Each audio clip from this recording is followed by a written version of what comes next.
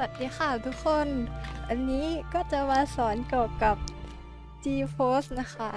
G-Pose คืออะไร ก็คือฟีเจอร์ Group Pose ในเกมนี้นะคะ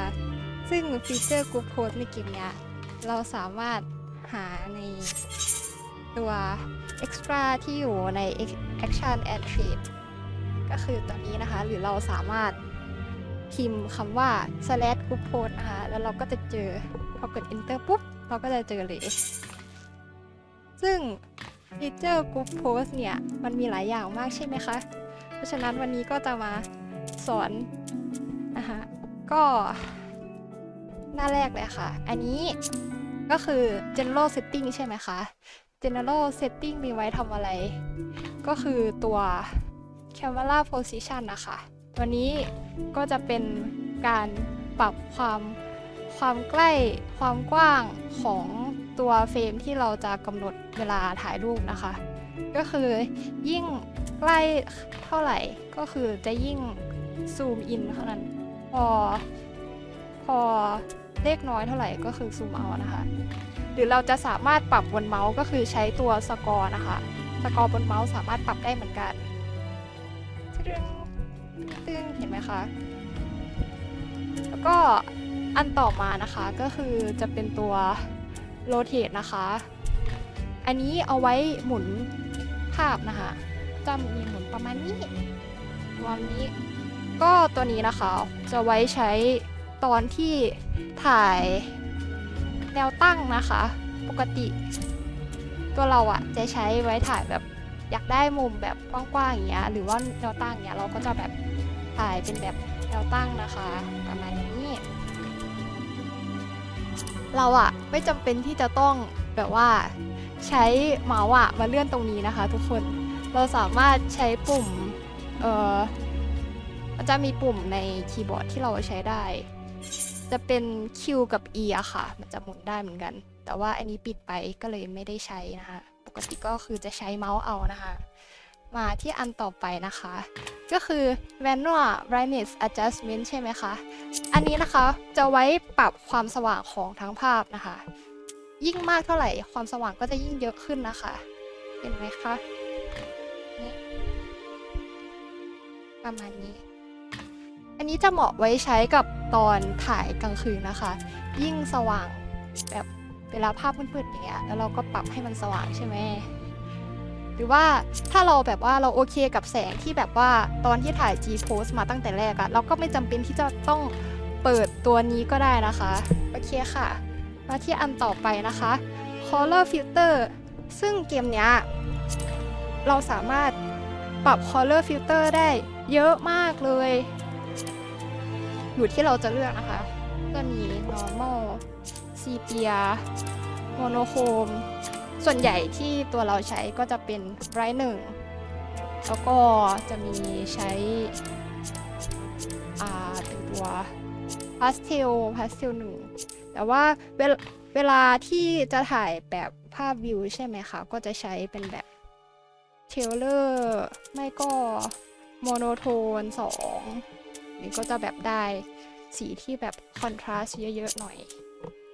โอเคค่ะอันต่อมาก็คือ Screen Effect นะคะ Screen Effect เนี่ยมันก็คือจะเป็นเหมือนแบบเอฟเฟกต์บนจอขึ้นมาแต่บางทีเราแบบอยากถ่ายเล่นกับเพื่อนนี้ใช่ไหมแล้วเราก็อยากแบบแอดเอฟเฟกต์เนี่ยมันก็จะสามารถแอดได้หลายอันมากเลยส่วนตัวเวลาที่ใช้นะคะก็จะใช้เป็นตัวซากุระนะบางทีก็ไม่ค่อยได้ใช้ตัวนี้สักเท่าไหร่ส่วนมากจะแบบไม่ได้ใช้ทั้ง color filter ทั้งสกินอยู่ที่สถานการณ์โอเคค่ะต่อไปก็จะเป็น depth of field นะคะ depth of field ก็คือไว้ปรับเหมือนถ่ายรูปอะโฟกัสเวลาซูมอินซูมเอาอะไรอย่างนี้ซึ่งเราสามารถปรับได้2แบบนั่นก็คือ manual focus กับปรับออโต้นะคะซึ่งถ้าเป็น manual focus เนี่ยเราก็สามารถโฟกัสได้เห็นไหมคะเห็นความต่างไหมคะ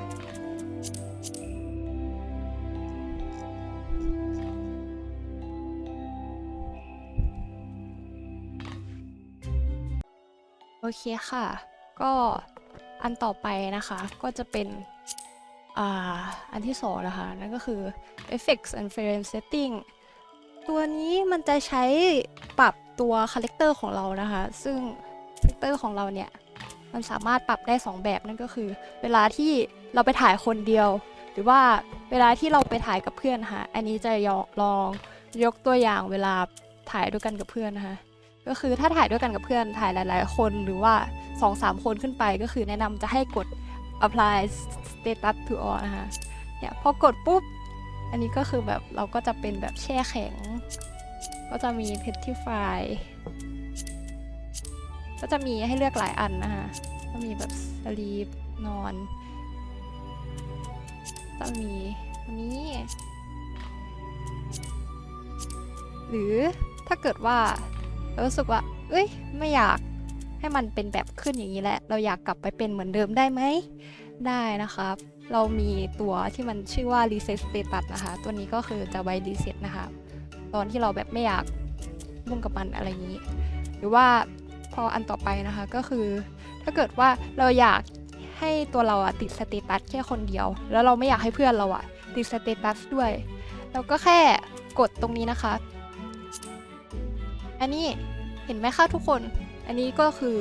เพื่อนเราเนี่ยก็จะไม่ติดเราก็ติดคนเดียวนะคะมานี้หรือถ้าเกิดว่าเราอยากเลือกนะคะให้เพื่อนเราติดแต่เราไม่ติดเราก็จะมีวิธีนะคะก็คือก็กดคลิก1 ครั้งนะคะเพื่อที่จะ select เพื่อนของเรานะคะแล้วเราก็กด apply ทีนี้เพื่อนของเราก็จะโดนแช่แข็งแล้วนะไม่ใช่แช่แข็งหมายถึงโดนหินแข็ง โอเคค่ะทีนี้เราก็แบบสงสัยว่าเฮ้ยทำไมตัวเราเนี่ยมันไม่หยุดนะ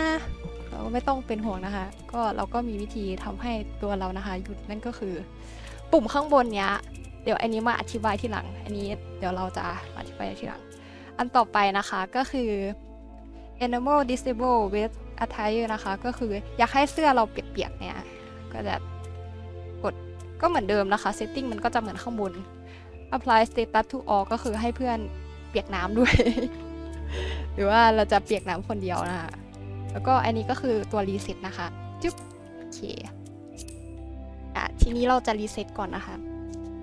โอเคทีนี้นะคะเมื่อกี้เราก็พูดถึงว่าข้างบนจะอธิบายเรื่องข้างบนนะคะ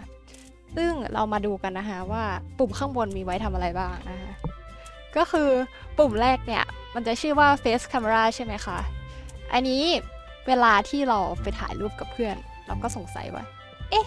ทำไมเพื่อนเราไม่มองกล้องวะหรือว่าทำไมคาแรคเตอร์เราไม่มองกล้อง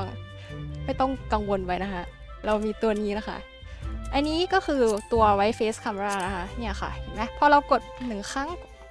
แบบว่าเรากับเพื่อนก็แบบมองกล้องแล้วเย่ท่าดาแล้วก็จริงๆมันไม่ได้มีแค่มองกล้องแค่ face camera อย่างเดียวนะคะเดี๋ยวเราจะมา cover เพิ่มนะคะเดี๋ยวมา cover เพิ่มใน motion setting นะคะโอเคค่ะอันต่อไปนะคะเดี๋ยวอันต่อไปก็เดี๋ยวจะ cover ในอันต่อไปนะคะอันนี้ปุ่มที่3นะคะก็จะเป็นตัว disable enable all motion นะคะอันนี้ก็คือทำให้เพื่อนเรากับตัวเราเนี่ยหยุดนะคะแบบหยุดนี่เวลาเรากดเห็นไหมคะทุกคนเราแบบหยุดตะดึงเราสามารถใช้ปุ่ม1บนคีย์บอร์ดที่จะใช้หยุดได้นะคะจุ๊บเห็นไหมกดอีกรอบเลยนะจุ๊บโอเคส่วนตัว face camera นะคะเมื่อกี้ลืมอธิบายไปจะใช้ปุ่ม space bar นะคะไว้มองอย่างเงี้ยค่ะยกตัวอย่างนะคะสมมุติว่าเราอยากให้เพื่อนเรากับตัวเราเนี่ยมองมาทางนี้ใช่ไหมแล้วก็แค่กด speed รอบหนึ่งนี่ท่าดาทีนี้เรากับเพื่อนเราก็สามารถถ่ายรูปตรงมุมไหนก็ได้นะคะท่าดาโอเคค่ะเนี่ยเห็นไหมแล้วเราก็กดปุ่ม1จึ๊บทีนี้มันก็จะเฟรมมันก็จะหยุดใช่ไหมแล้วก็เพื่อนก็จะหยุดอันต่อมานะคะก็คือจะเป็น disable กับ enable target motion นะคะตัวนี้ไว้ปรับของตัวเราหรือว่า สิ่งที่เรา select อะก็คือเหมือนแบบว่าตอนเนี้ยเราไม่ได้ select ตัวเราอยู่เรา select เพื่อนอย่างเช่นเพื่อนคนนี้ใช่ไหมเนี่ยก็ไว้หยุดเพื่อนจึ๊บแล้วตัวเราก็ยังอยู่นะคะทีนี้เราอยากให้ตัวเราหยุดบ้างเราก็แค่กดกลับมาหยุดจึ๊บ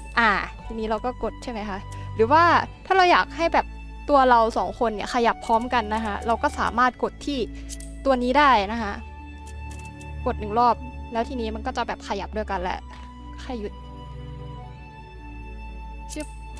ซึ่งอันนี้นะคะที่กดแบบขยับอันเนี้ยเราสามารถใช้คีย์บอร์ดเบอร์2นะคะในการหยุดได้ด้วยนะคะจึ๊บโอเคมาอันต่อไปนะคะตัวนี้นะคะ stop time and weather นะคะก็คือถ้าเกิดว่าเรา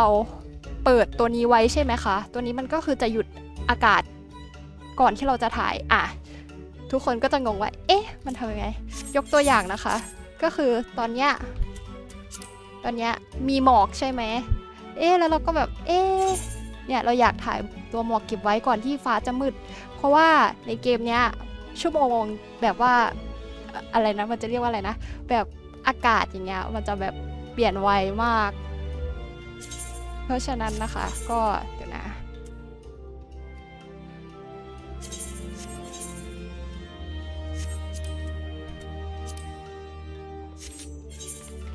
ฉะนั้นนะคะเราก็จะเข้า G-Post อีกรอบนึงนะคะ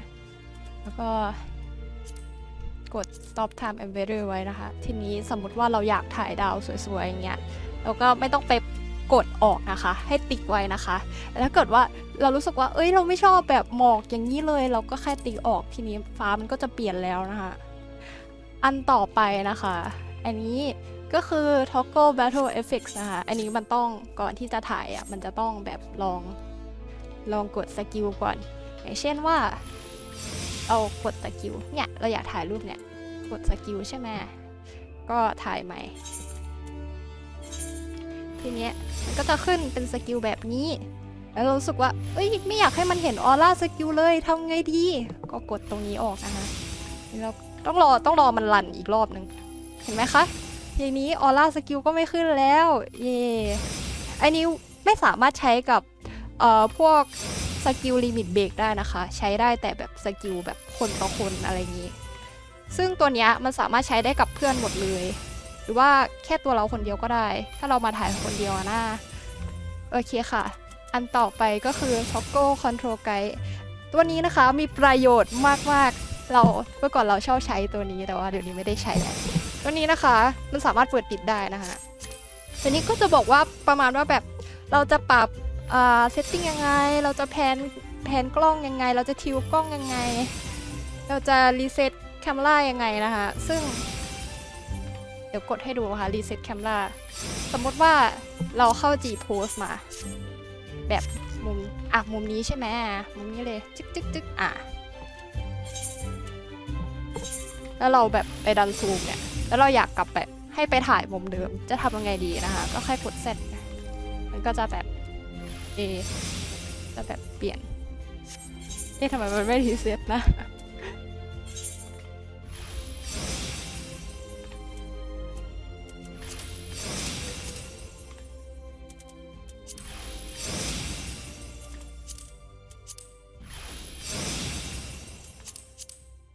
เนี่ยค่ะเห็นไหมคะ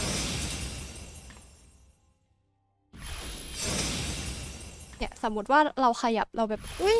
ขยับทำยังไงดีนะคะเราอยากรีเซ็ตนะคะเราก็แค่กดตรงนี้ปึ๊บหรือกด Z ก็ได้นะคะ Z บนคีย์บอร์ดแล้วเราก็สามารถปิดตัวนี้ได้นะคะปึ๊บโอเคค่ะก็ต่อมานะคะก็จะเป็นตัว lighting effect นะคะ lighting setting นะคะ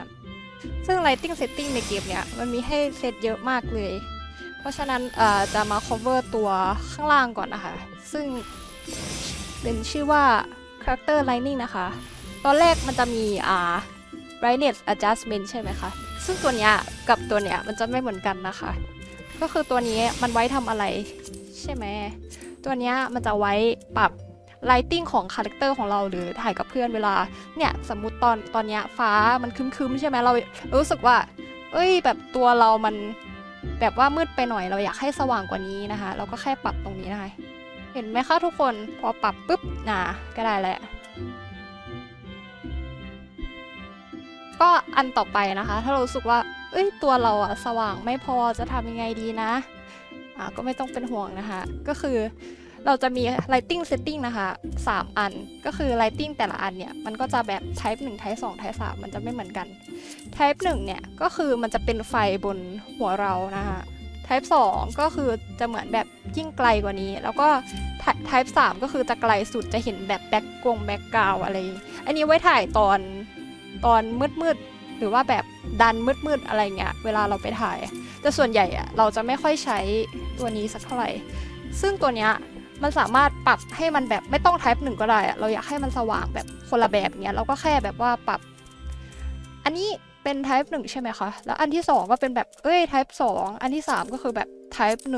1หรือว่าตัวเราอะจะสามารถปรับแบบว่าสีให้มันแบบอันนี้อยากให้สีแดงหน่อยอย่างเงี้ยค่ะอันนี้ก็คือจะไว้ปรับสีซึ่งตัวเราเนี่ยจะไม่ยุ่งกับ3อันนี้เลยปกติเวลาถ่ายก็คือจะถ่าย character setting เวลาเราปรับแสงนะแล้วก็จะใช้ตัวนี้เป็นหลักนะคะบางทีก็จะใช้ฟิลเตอร์อะไรประมาณนี้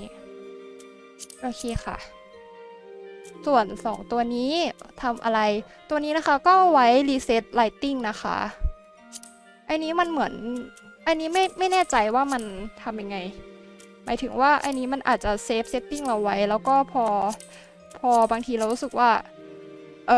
เวลาเราปรับแสงใช่ไหมแสงมันแบบสีมันมั่วไปหมดทำยังไงดีแบบเราแบบอันนี้นะคะก็จะช่วยได้นะคะก็จะกลับไปเป็นเหมือนเดิมเป็นอันที่เราตั้งแบบ type นะคะแต่ส่วนสีก็คือจะกลับไปเป็นแบบค่าเดิมนะคะส่วน reset brightness นะคะก็คือมันก็จะแบบแก้ตัวที่เราเลือกนะคะตั้งแต่แรกนะคะซึ่งส่วนมากอะเราจะไม่ใช้2ตัวนี้เราจะใช้เนี่ยแหละที่เราบอกก็คือ character lighting นะคะโอเคค่ะโอเคนะคะอันต่อมาก็คือตัว movement นะคะตัวนี้มันก็เราชอบใช้ setting นี้มากเดี๋ยวนี้เราก็จะใช้ประมาณเวลาเราถ่ายรูปอะไรเงี้ยเราเดินเนี่ยเราจะ initiate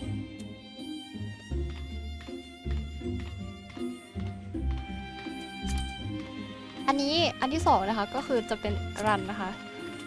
สมมติว่าเราเปลี่ยนเนี่ยมันจะไม่เปลี่ยนให้เรานะเราต้องกด initiate movement 1 ครั้งก่อนมันถึงจะเปลี่ยนให้เรา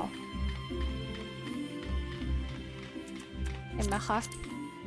แล้วถ้าเกิดว่ารู้สึกว่าเฮ้ยเราไม่อยากให้น้องเราเดินแล้วอะกลับไปแบบโพสท่าเดิมได้ไหมได้นะคะเราก็แค่กด reset movement นะคะทีนี้เราก็จะกลับมาเป็นท่าเริ่มต้นนะคะก่อนที่เราจะเข้า G pose นะคะอันต่อไปนะคะก็คือจะเป็น play stop movement นะคะก็คือสมมุติว่าเราเดินอยู่เดิน spin forward อันนี้นะคะมันจะต้องเลือกตัวนะคะเพื่อที่จะแบบว่าเราจะเอาอันไหนถ้าเป็น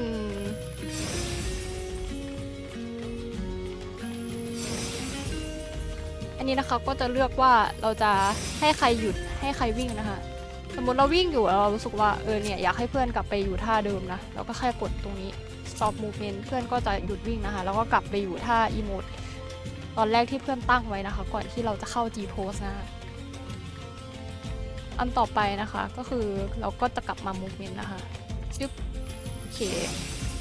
รีบ movement คืออะไรคือเวลาเรากด emote เนี่ยสมมุตินะคะยกตัวอย่าง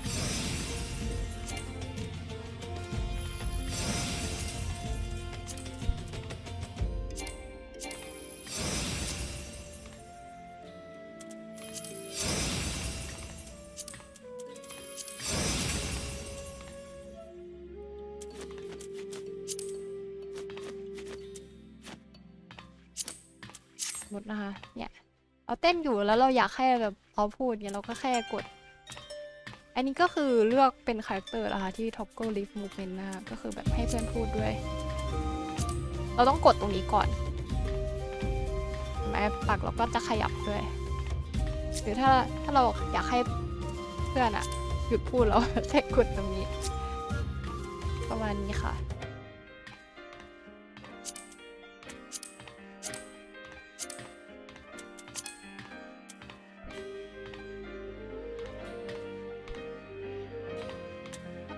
ก็รีเซ็ตนะคะอันนี้ก็คือสามารถใช้ได้หลายแบบนะคะมี type 2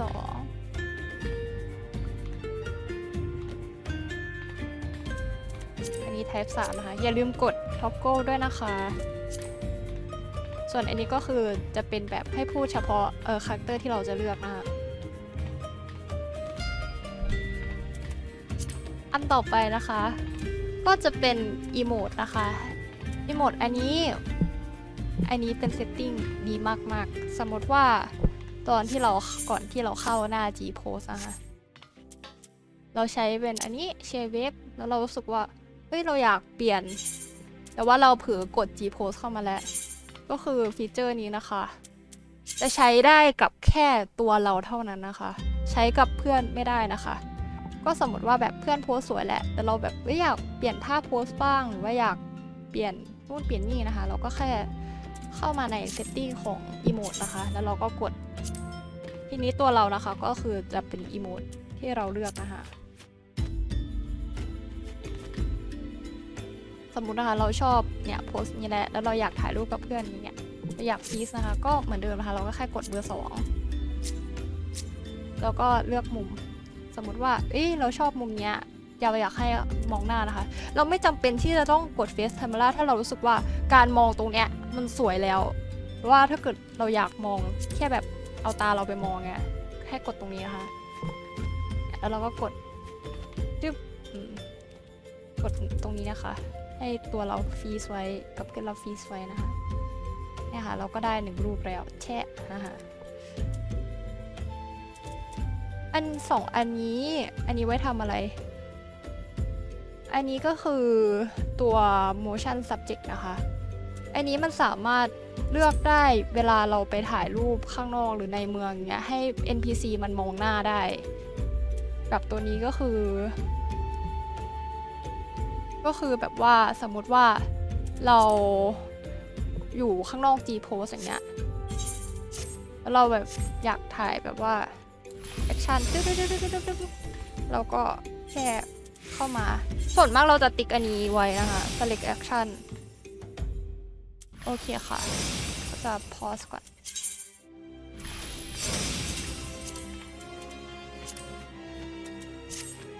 เห็นไหมคะทุกคนตอนนี้ฟ้ามันเปลี่ยนแล้วถ้าเรากด stop เห็นไหม